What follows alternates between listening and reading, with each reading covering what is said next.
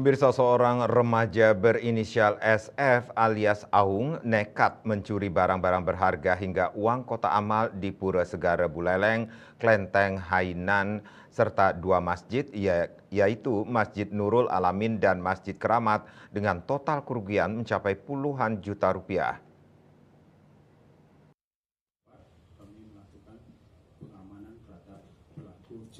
Aksi pencurian ini terungkap setelah adanya laporan dari warga yang menemukan sejumlah barang hilang di tempat ibadah tersebut. SF mengakui telah mencuri untuk memenuhi kebutuhan membeli narkoba dan berjudi online. Barang-barang yang diambil termasuk amplifier, lampu, kabel, hingga uang kotak amal senilai lebih dari 20 juta rupiah.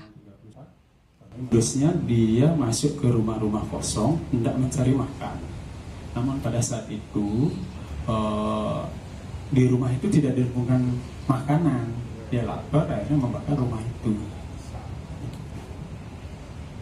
Tapi pada saat itu kosong, dia tidak ada.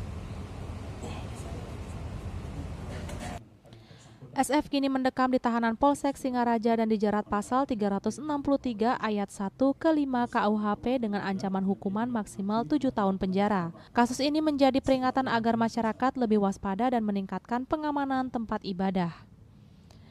Yasri Yuli, Bali TV.